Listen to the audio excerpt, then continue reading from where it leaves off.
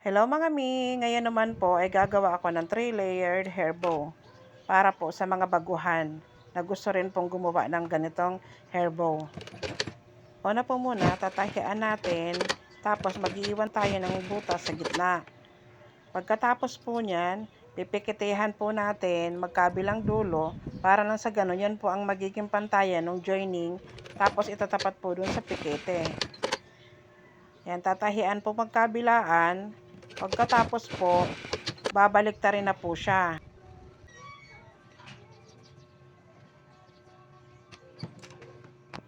Sa pangalawang layer po, ganun pa rin po. Tatahian natin muna ng diretso at mag-iiwan po tayo ng butas sa gitna.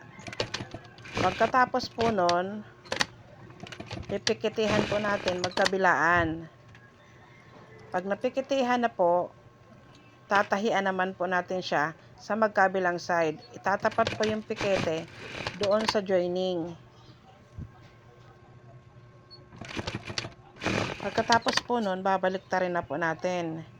Tapos susundot-sundutin po yung mga kantuhan para naka-kantong-kanto po siya bawat sulok ng ribbon.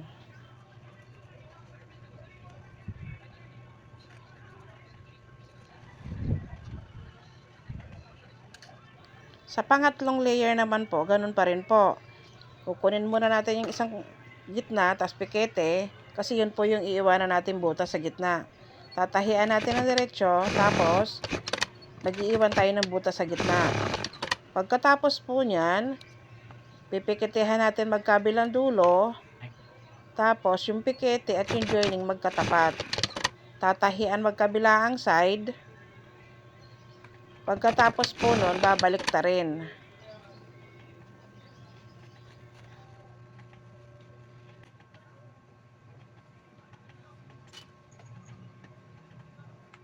Yung maliit naman po na panggitna, ganun pa rin po. Jojoin lang po natin siya, isang straight na tahi. Pagkatapos po, babaliktarin. Lahat po ng tinahi natin ay paplansyahin po natin siya isa-isa. Pag naplansya po natin, tutupiin po natin siya pagitna. Tapos plansya rin po, para yun po ang magiging palatandaan ng center natin.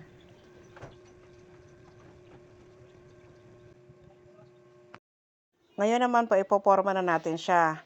Yung una muna, isang pantay ng roller or 1 inch. Ang nakaangat. Tapos sa pangalawa, ganun pa rin po.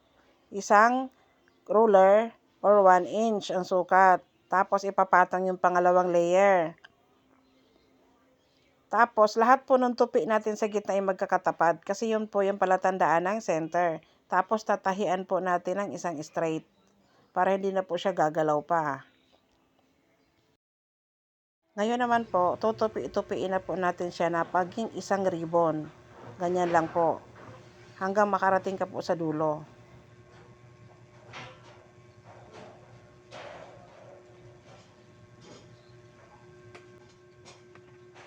Pagkatapos po, tatalian naman po natin siya ng paulit-ulit para nakasecure po talaga yung pinakatali niya. Hindi na siya kakalas pa. Ngayon naman po, ikakabit na natin yung clip.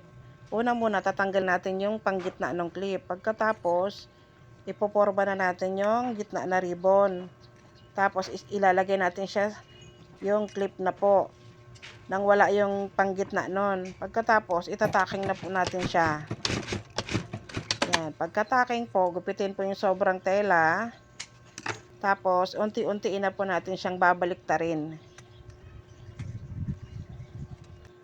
Hanggang sa pumorma na po siya ng isang ribbon. Tapos po, ilalagay na po natin yung sa gitna ulit na na clip. Pag nailagay na po natin siya, ayusin lang natin ng konti hanggang sa makuha natin yung tamang center niya. Tapos lalagyan na po natin siya ng glue. Isisecure na po natin siya ng glue. Magkabila ang side po.